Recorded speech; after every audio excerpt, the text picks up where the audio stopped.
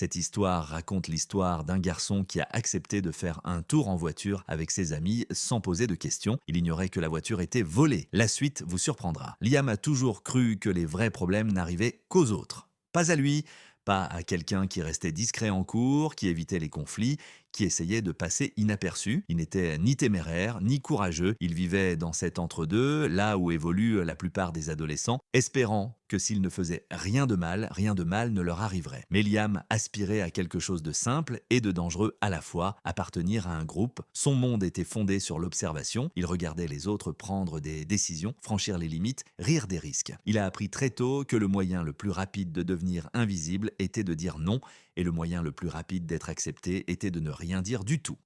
Le silence, pensait-il, était neutre, sûr. Cela ne pouvait faire de mal à personne. Cette conviction le suivait partout, surtout en compagnie de ses amis. Il se comportait différemment, plus fort, plus vite, avec plus d'assurance. Il semblait se moquer des conséquences. À leur côté, Liam se sentait plus petit, mais intégré, et cette intégration comptait plus que ses doutes. Ce soir-là, rien ne semblait dangereux. C'était une soirée ordinaire. Les réverbères éclairaient les rues désertes. L'air encore chaud de la journée, une voiture attendait au bord du trottoir, élégante, inconnue, trop propre pour appartenir à l'un d'eux. Liam la remarqua, mais son esprit passa outre ce détail. Il ne demanda pas à qui elle appartenait, il ne demanda pas comment il l'avait eue, il ne demanda rien du tout. Il monta, la portière se referma, l'enfermant dans une décision qu'il ne comprenait pas encore. Le moteur démarra doucement, presque poliment. La voiture s'élança et avec elle une sensation d'euphorie. Vitesse, rire, mouvement. La ville se brouilla en une succession de traînées lumineuses. Pour la première fois depuis longtemps, Liam eut l'impression de ne plus être un simple spectateur. Il se disait que ce n'était rien de grave. Juste une course, juste un instant, juste une histoire qu'il oublierait au lendemain. Ce qu'il ignorait, c'est que chaque seconde passée dans cette voiture lui pesait de plus en plus. Que l'ignorance ne le protégerait pas, que le silence ne le sauverait pas, que la loi se moquerait de ce qu'il savait, elle ne s'intéresserait qu'à l'endroit où il se trouvait. Il ne savait pas que l'accident était imminent, il ne savait pas que le bruit du métal qui se tord allait anéantir une partie de sa vie à jamais. Et il ignorait encore moins que le pire moment ne serait pas l'impact, ce serait l'instant d'après, lorsqu'il comprendrait que son inaction l'avait rendu coupable de tout. L'accident ne fut pas annoncé et il n'eut rien de dramatique, rien de cinématographique. Il fut soudain violent et d'une brutalité irrémédiable. Une seconde, la voiture filait à toute allure, fendant les rues désertes comme si elles lui appartenaient, et la seconde suivante, le monde s'est effondré dans un vacarme assourdissant. Le métal a hurlé, le verre a explosé, la force du choc a projeté Liam en avant, puis sur le côté, puis dans le néant. Son corps a réagi avant même que son esprit puisse comprendre ce qui s'était passé. Quand la voiture s'est immobilisée, un silence pesant, anormal, écrasant s'est installé. Les oreilles de Liam bourdonnaient, sa poitrine le brûlait tandis qu'il luttait pour respirer. L'odeur d'essence mêlée à la fumée emplissait l'air, âcre et terrifiante. Il a essayé de bouger et a ressenti une douleur partout, pas assez forte pour crier, mais suffisante pour lui rappeler que c'était bien réel. Ce n'était pas un jeu, ce n'était plus une histoire. Il a regardé autour de lui, la voiture était détruite. L'avant était enfoncé, le pare-brise brisé, les portières tordues dans des positions impossibles. Ses amis étaient là, ils bougeaient, toussaient, juraient, vivants. Ce simple fait lui paraissait irréel. Plus personne ne riait, plus personne n'avait l'air cool. La panique remplaça instantanément la confiance, balayant l'image qu'il se faisait d'eux. Des gens commencèrent à se rassembler, des lumières apparurent au loin, un cri retentit, quelqu'un courut. Liam resta figé, incapable de comprendre comment une simple course avait pu tourner au drame. Son esprit cherchait désespérément une issue, un moyen de revenir en arrière, de remonter le temps de quelques minutes, mais la réalité ne s'arrêtait pas pour s'attarder sur les regrets. Des sirènes déchirèrent la nuit. Ce son lui glaça le sang, des voitures de police, puis des ambulances. Les gyrophares bleus et rouges inondèrent les débris, donnant à tout un aspect irréel, comme un cauchemar filtré par une vitre. Liam ressentit d'abord un étrange soulagement. Les secours étaient arrivés. Des adultes, l'autorité. Quelqu'un comprendrait qu'il n'était pas responsable. Ce soulagement fut de courte durée. Les policiers agissaient rapidement, avec maîtrise et professionnalisme. Ils séparèrent les victimes, posèrent des questions, prirent des notes. Liam tenta d'expliquer par son langage corporel, son expression, ses mains tremblantes. Il n'était pas impliqué, il était juste là, un simple passager, quelqu'un qui n'était au courant de rien, mais les questions fusaient et personne ne se sentait en sécurité. Nom, âge, où allait-il, à qui appartenait la voiture? Pourquoi roulait-il si vite? C'est alors que la vérité a éclaté, froide et inévitable. La voiture n'était pas seulement inconnue, Elle avait été volée, dérobée quelques heures plus tôt, signalée disparue, localisée, signalée. Chaque réponse resserrait l'étau, un filet invisible entourait Liam, même s'il n'avait pas touché le volant, même s'il n'avait rien planifié, même si son seul crime était d'être là, les menottes se refermèrent sur ses poignets avec un clic sec. Le bruit était faible, mais il résonna dans sa tête plus fort que le fracas de l'accident. Le métal froid contre sa peau, trop serré, trop réel, le cœur de Liam s'emballa tandis que la panique perçait enfin le choc. Ce n'était pas ainsi qu'on traitait les innocents, ce n'était pas temporaire, ce n'était pas un malentendu qui disparaîtrait avec une explication. Il essaya de rester calme, il se répéta que c'était la procédure. Il se dit qu'une fois que tout serait clair, une fois les faits vérifiés, une fois qu'on l'aurait vraiment écouté, il serait relâché. Après tout, il n'avait rien volé, il n'avait pas conduit, il n'était même pas d'au courant. Mais alors qu'il était assis à l'arrière de la voiture de police, regardant l'épave s'éloigner, une pensée terrifiante s'installa. Le système se fichait de ce qu'il ressentait, elle se fichait des intentions. Ce qui comptait, c'était l'implication, et Liam était impliqué. Le trajet jusqu'au commissariat lui parut interminable. Chaque chaos lui rappelait l'accident, à quel point la situation avait failli empirer. Mais la vraie peur n'était pas physique, c'était la lente prise de conscience que cette nuit n'allait pas s'arrêter là, que cette erreur ne resterait pas cantonnée à la rue où elle avait eu lieu. Au commissariat, les portes se refermèrent derrière lui dans un claquement sourd et résonnant. Les papiers remplacèrent les sirènes, les lumières de vive remplacèrent l'obscurité. Le temps s'étira et perdit son sens. Liam resta assis, attendit, répondit, attendit de nouveau. Les heures passèrent sans que rien ne se passe. Aucun réconfort ne vint, personne ne lui dit que tout irait bien. À l'approche de l'aube, l'épuisement et la peur se confondirent. Liam comprit alors quelque chose qu'il n'avait jamais compris auparavant. Être innocent ne signifie pas être en sécurité, se taire ne signifie pas être protégé, et ne rien faire peut encore détruire une vie. Il était monté dans la voiture, pensant que le trajet ne durerait que quelques minutes. Il était loin de se douter que les conséquences s'étendraient sur des années. Et ce n'était que le début. Le matin arriva sans pitié. Les néons de la salle de détention ne faiblissaient jamais, ne s'atténuaient jamais, ne laissant jamais Liam oublier où il était. Le temps s'écoulait étrangement là-bas, trop lent pour s'échapper, trop rapide pour comprendre. Il n'avait ni dormi, ni mangé. Ses pensées tournaient en rond, cherchant une faille, une échappatoire, à un moment où la réalité admettrait son erreur et le libérerait. Mais la réalité restait muette. Quand on le déplaça enfin, ce n'était pas pour le libérer, c'était pour le traitement, empreinte digitale, photographie, des formulaires avec des mots qui semblaient, eux, plus lourds que leur encre. Liam vit son nom devenir un dossier, son visage un enregistrement, sa nuit une affaire. Chaque pas en avant rendait plus difficile de croire que ce n'était que temporaire. Il espérait sans cesse que quelqu'un interviendrait. Un avocat, un parent, un adulte responsable aurait dit l'évidence. Il n'a pas volé la voiture, il ne la conduisait pas, il n'avait rien prémédité, mais le système est resté insensible aux émotions et à l'équité. Il s'est basé sur des faits, rédigés dans un langage rigide, et les faits étaient simples et implacables.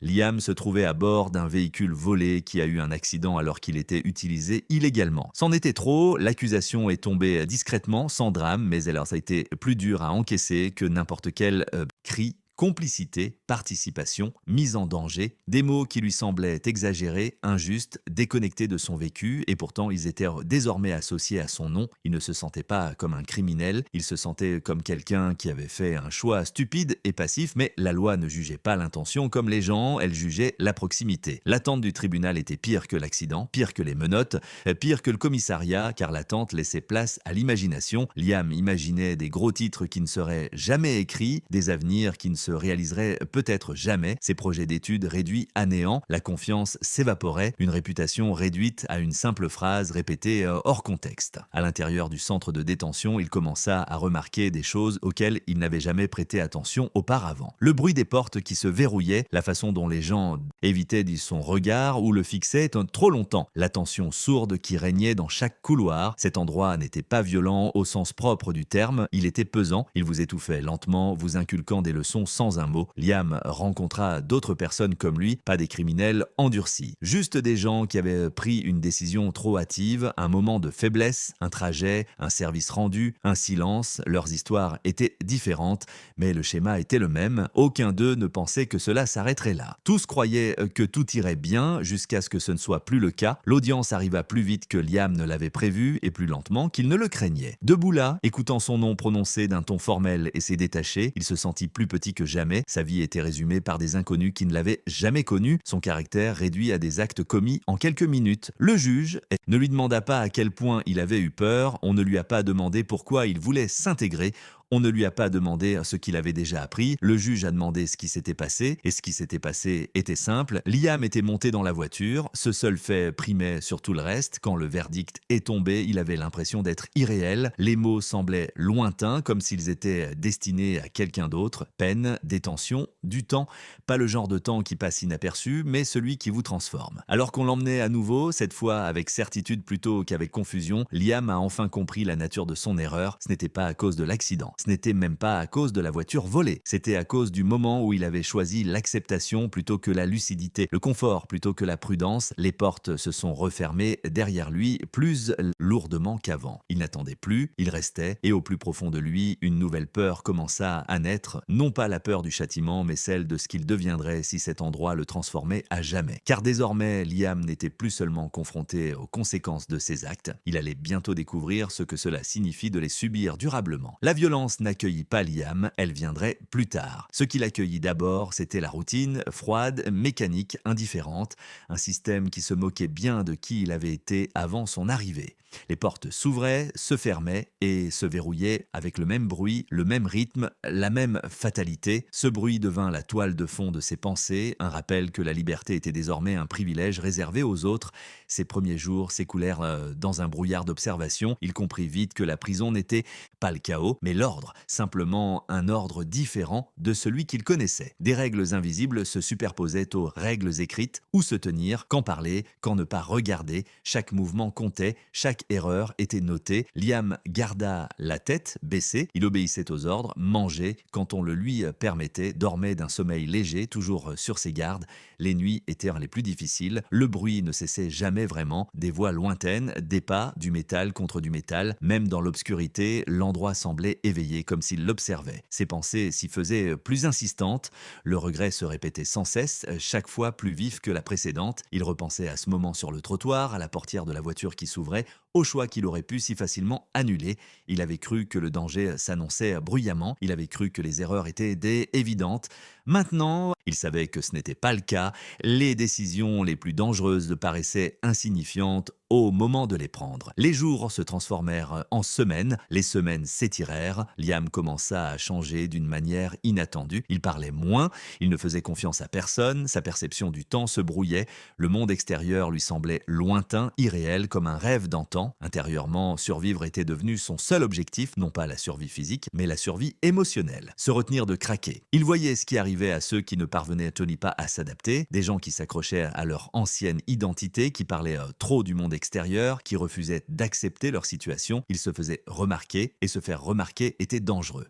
Liam apprit à disparaître à nouveau, mais cette fois, l'invisibilité n'était pas synonyme de réconfort. C'était une armure, ce qui le hantait, plus ce n'était pas la peur, mais la compréhension. Il commençait à voir avec quelle facilité n'importe qui pouvait se retrouver là. À quel point la frontière entre une vie normale et celle-ci était ténue. Il réalisa que la prison n'était pas seulement peuplée de monstres, elle était remplie de moments, des moments qui avaient du mal tourné, des moments que les gens pensaient insignifiants. Et le pire, c'était de savoir que personne ici ne croyait mériter sa présence. Liam écrivait des lettres qu'il n'envoyait jamais. Des excuses qui n'avaient ni à nulle part où aller, des promesses qu'il ne savait pas s'il pourrait tenir. Il se répétait que cet endroit ne le définirait pas, mais chaque jour rendait cette promesse plus difficile à croire. Un soir, assis seul, il surprit une conversation qui changea quelque chose en lui. Pas des mots qui lui étaient destinés, pas de conseils, pas d'avertissement, juste une histoire. Un autre garçon, plus âgé que Liam, mais brisé d'une manière qui lui était familière, racontait comment tout avait commencé pour lui. Un trajet, un service,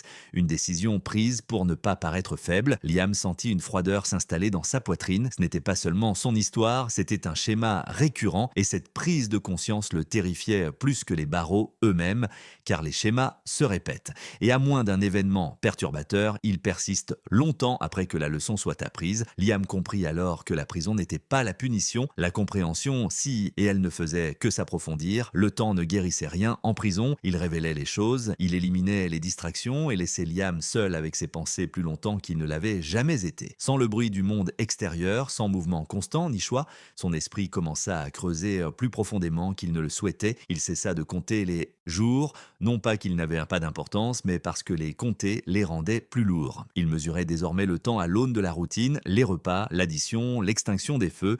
Sa vie se réduisait à des cycles prévisibles, et au sein de ces cycles, Liam observait comment les gens se durcissaient ou disparaissaient. Il se sentait lui-même osciller entre ces deux extrêmes.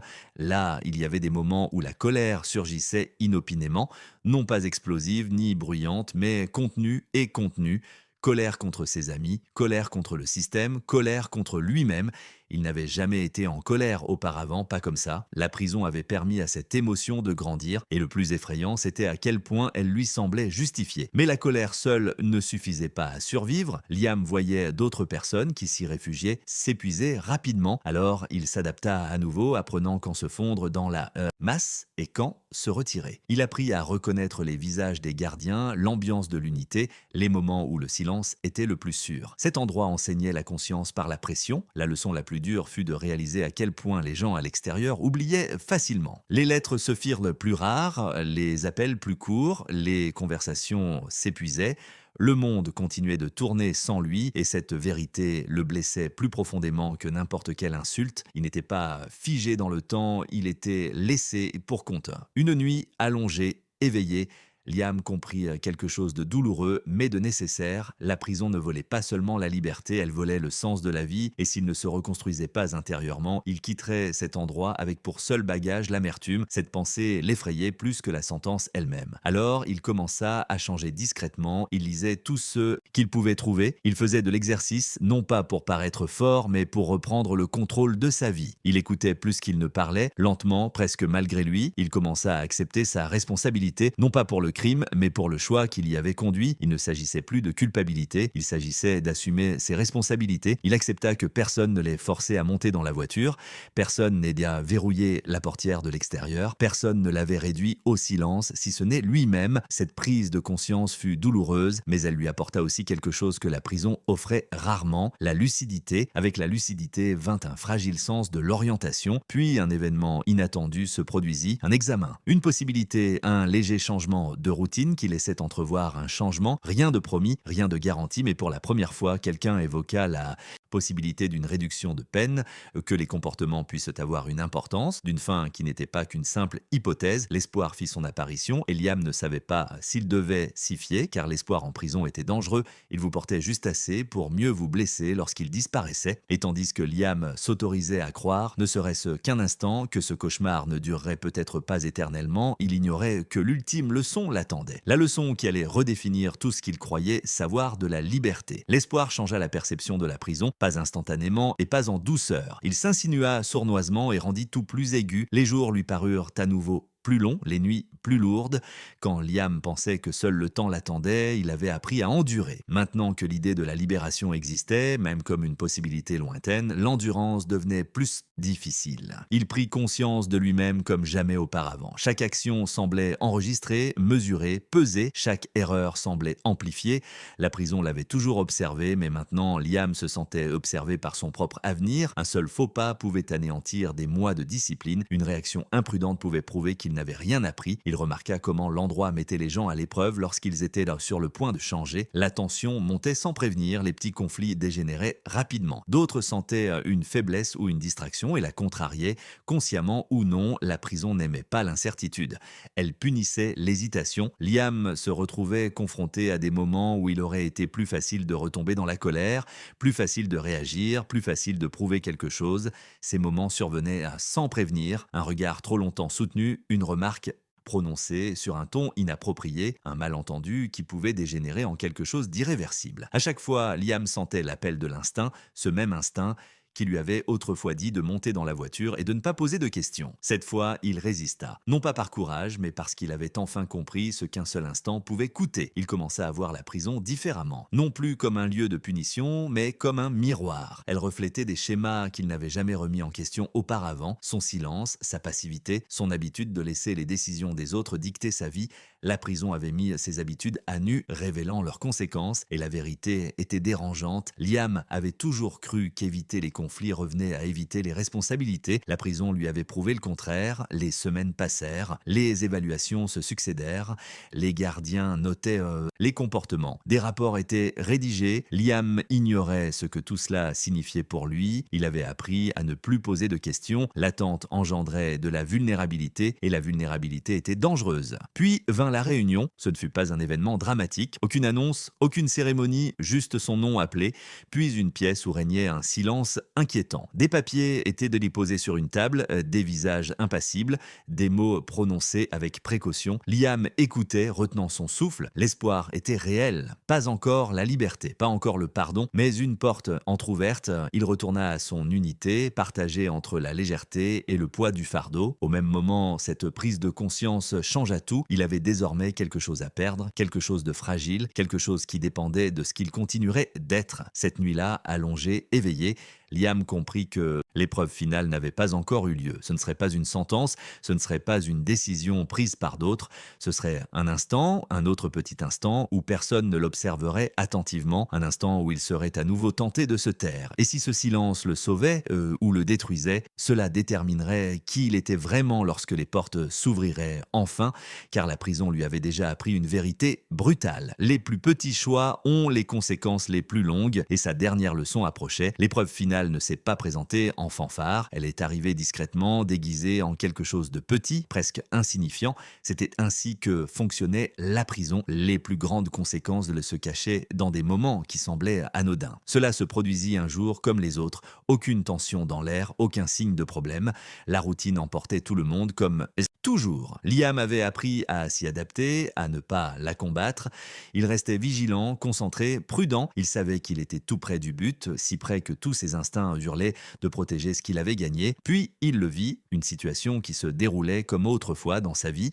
Quelqu'un à proximité enfreignait une règle, un détail, certes, mais pas anodin. D'autres l'avaient remarqué. Les regards se sont croisés, le silence s'est installé. C'était le genre de moment où le système attendait de la coopération et l'environnement de la loyauté. Le même choix que Liam avait fait des mois auparavant. Ne rien dire, rester invisible, éviter d'attirer l'attention. Un instant, son corps a réagi avant sa raison. Son cœur s'est emballé. Cet instinct familier s'est réveillé en lui. Si je ne m'en mêle pas, rien ne peut m'arriver. Cet instinct lui avait déjà tout coûté. Là, immobile, Liam comprit combien il serait facile de reproduire le même schéma. Personne ne le blâmerait, personne ne le punirait pour son silence. Le silence avait toujours été la solution de facilité, le silence lui avait toujours semblé neutre, mais à présent il savait la vérité. La neutralité ne l'avait jamais protégé, elle n'avait fait que retarder les conséquences. La décision qu'il prit ensuite n'avait rien de spectaculaire, elle ne fit pas de lui un héros, elle n'effaça pas son passé, mais elle rompit le cycle. Pour la première fois de sa vie, Liam choisit la responsabilité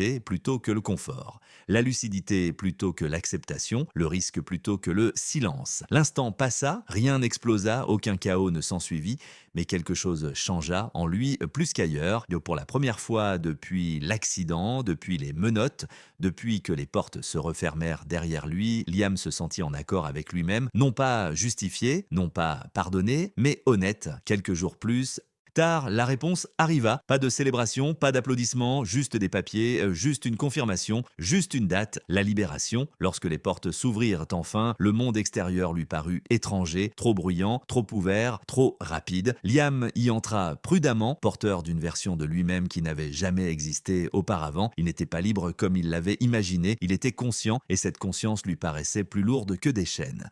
Il ne se retourna pas en s'éloignant.